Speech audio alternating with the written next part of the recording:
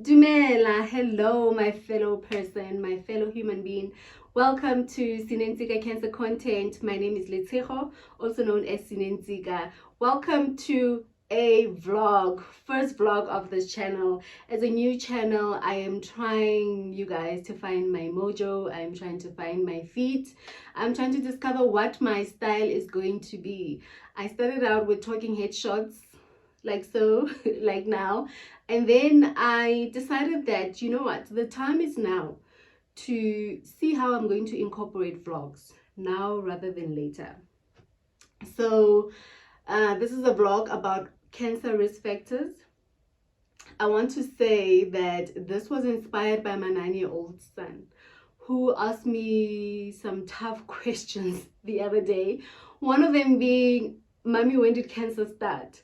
And then I remember thinking, oh shucks, I actually don't know when cancer started. Like, I don't know the background of when scientists and doctors discovered that this is cancer, this is the behavior, you know, and all there is to know about cancer. I know that cancer is an ongoing research, but as for when it started and how it was discovered, I wasn't quite sure. So I had to look that up.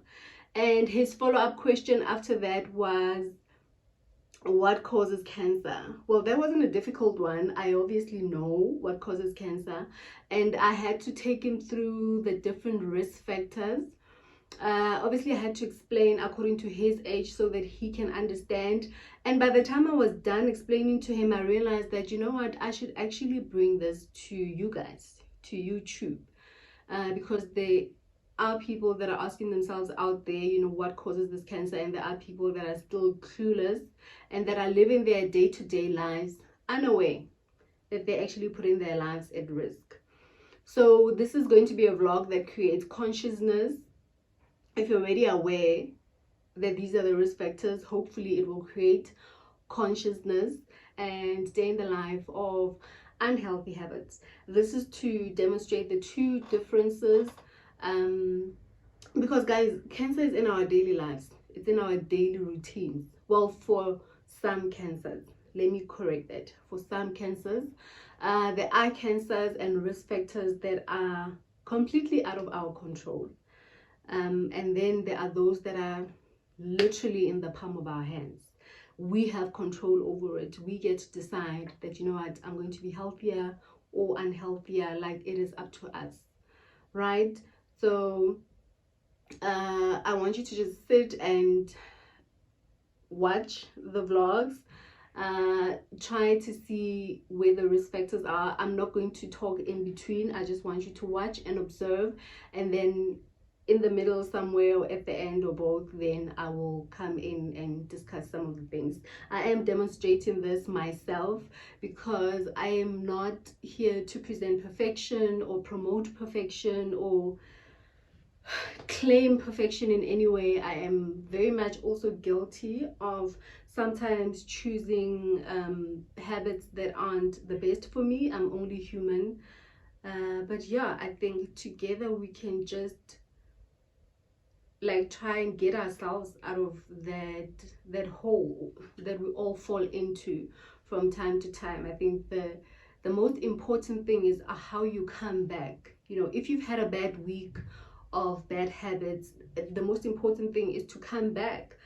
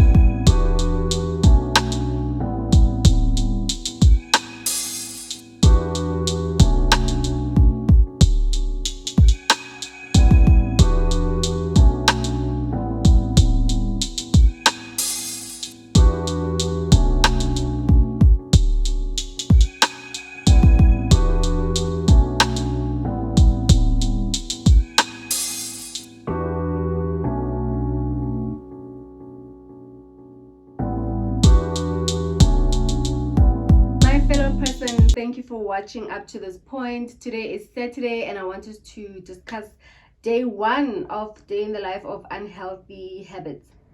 Remember when I started, I said there are risk factors that are out of our control that we cannot do anything about. And those risk factors, while we're discussing risk factors, are age. So aging is a risk factor. The older you get, the higher your chances of getting cancer. The other one is genetic factors. So if you have a family member, a first degree family member, your mom, dad, brother, sister, I think grandma and grandfather also in some other cancers qualify as a first degree family member that puts you at risk. If they've had cancer, then you have an increased chance of getting cancer. So those two are the risk factors that I was saying are out of our control. Whether we like it or not, we're going to age, and we cannot change our genetics. We cannot choose them, our genetics, right?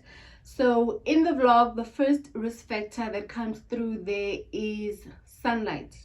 And there are people that I feel like sunlight is arguably also a risk factor that we cannot do anything about, that is out of our control, because we cannot control whether or not the sun is going to come out or how hot it's going to be. But I feel that is not true. I disagree with that, because there is something we can do, and that thing we can do is simply using sunscreen. Sunscreen has what we call SPF, and it comes in different numbers. There's SPF 15, there's SPF 20, SPF 30, SPF 50. I use SPF 50. But in the vlog, I'm not using any SPF. I just put on a moisturizer and then I go on about my day. So then I'm not doing anything to protect myself. I am literally, my first act of the morning is to take on a cancer risk by not wearing sunscreen, knowing that I am going to step outside into the sun that I cannot control. So the control there is sunscreen. Wear sunscreen. To the girlies that do their skincare routine, we always see people posting their skincare routine. It doesn't matter how fancy your products are, it doesn't matter how expensive your products are, if your routine does not include a sunscreen, then it is meaningless. I hate to break it to you, but then it is pointless. Then you did not care for your skin. You did not protect your skin. Food you eat on a daily can put you at risk of having cancer. And this one is an important one, because food is a need that our bodies have. We need food, and this is something that we are going to do on a daily also, at least 3 times a day on average. I mean, if you're one of those people that eat 5-6 times a day, fine, that's your number, but still, at least 3 times a day you are going to have a meal. And imagine if the food you eat is a risk factor for cancer, and that is your type of daily routine. So every day, for as long as you are alive, you have a choice to decide whether you are going to increase your risk for cancer or decrease it. And I always say, if there's cancer fighting foods, then there is cancer causing foods. Second thing under the umbrella of diet is processed food and processed meat. So what is processed food? Processed food is any food that went through a process. It's actually self-explanatory.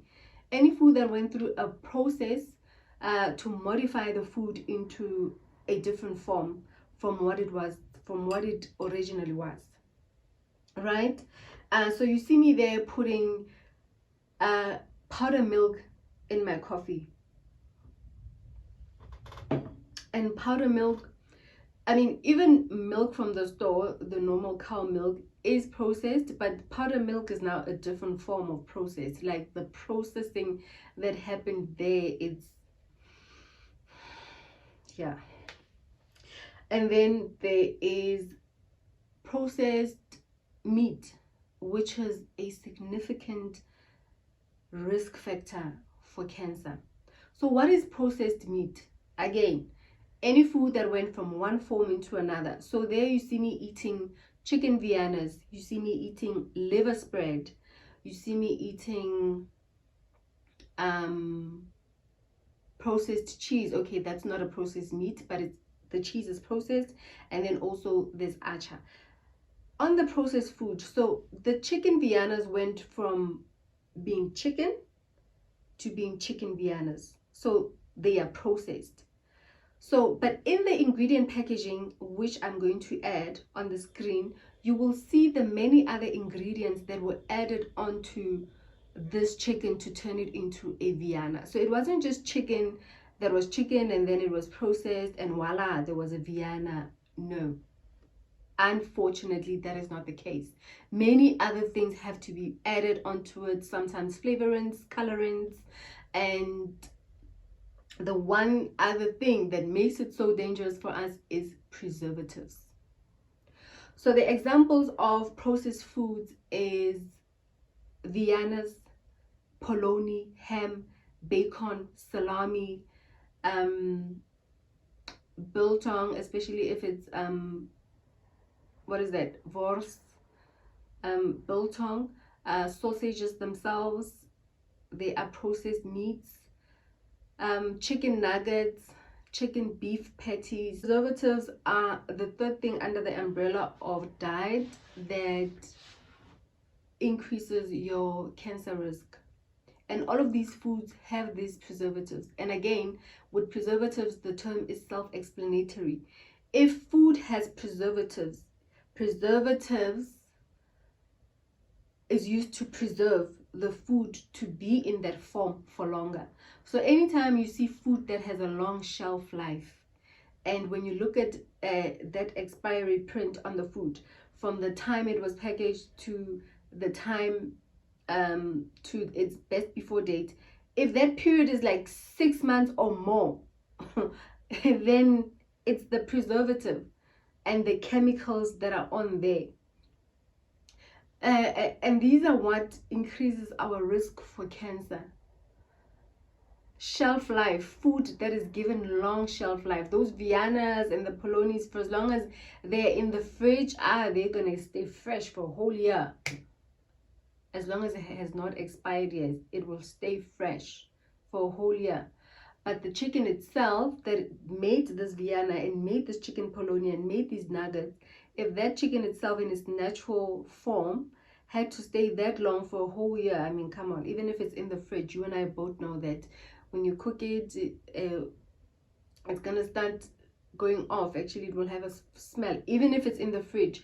Even if you made a beef stew, you at home, and then you put it in the freezer, or you'll eat it sinning, the longest you can go, there is a time frame to that. I don't want to claim how long it can go, but there is a time frame how long it will be good to be consumed, because you didn't put preservatives when you cooked it. But then we are offered so many foods out there that are for our convenience, that are in boxes and pre-cooked, curry what, rice and what, you know, they're in these boxes and you just put it in the microwave and it's as good as having a home cooked meal. No, it's not. It is not as good as having a home cooked meal, I promise you, because when you're cooking at home, you don't put preservatives, and the preservatives and the chemicals are what will increase our risk for cancer. Okay, plastic has what we call BPA, and BPA has been found to cause cancer, right? So if you're warming up your food in plastic containers, you are increasing your chances of cancer, because what happens is that BPA can leak from the plastic container into the food that you're about to eat. That's how the risk is there. If you're drinking water, this is my water bottle, right? It's a Snappy water bottle. It was a little bit pricey.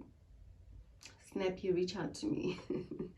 And the reason why it was pricey is because this is BPA free.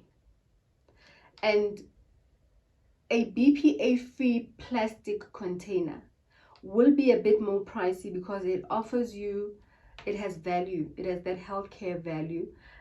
So if this water that is in here, if I leave this bottle in the car and I'm parked where it is extremely hot, like I'm parked in the sun, and this is exposed to the sun, this water will still be safe to drink afterwards.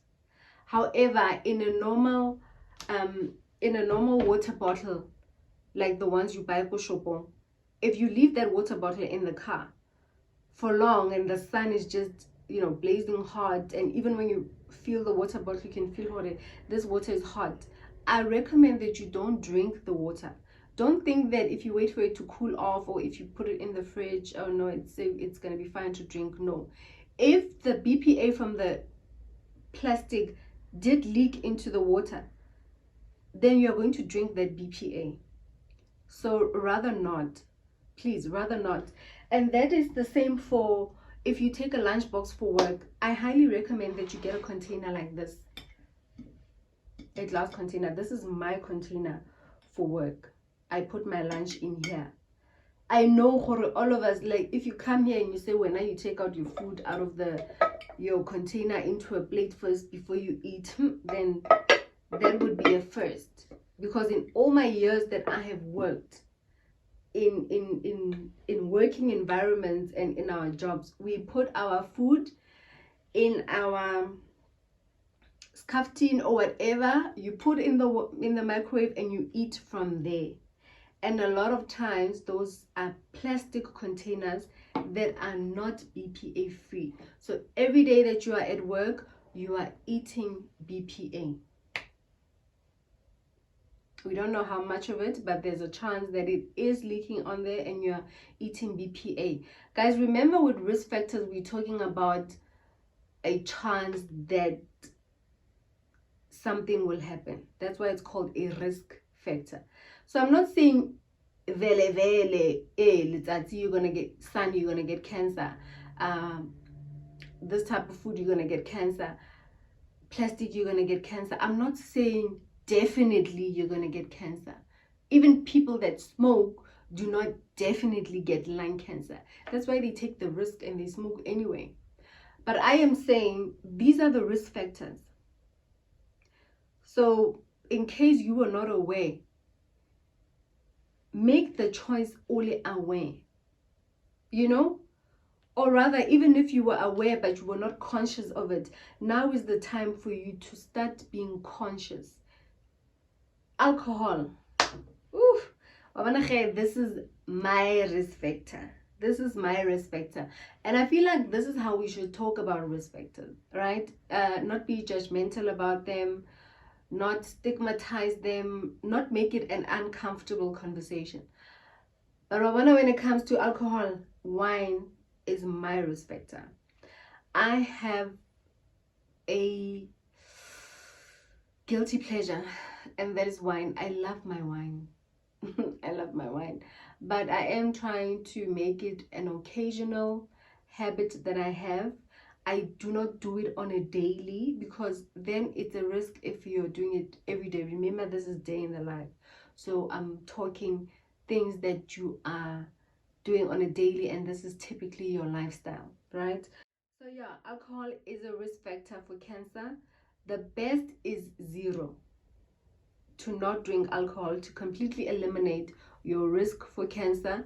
However, if you're an occasional drinker and you don't drink every day, you drink on weekends, you know, and you don't black out or anything like that, you monitor how many glasses you've had, then that's okay. And then there's smoking. Oof. Smoking is a habit that you do every day, a few times a day. You understand? So every day, like I know a lot of people that smoke have to have a smoke after just brushing their teeth or after a coffee. They develop their own routines. After every meal, they have to have a smoke. You know, at work, they always have to be excused for a smoke break. So it's something that is so bad for you, and you do it a few times a day. So really, like smoking, bad risk factor. It's not in the vlog, but I had to include it as one of those factors that are typically found in people's daily routines.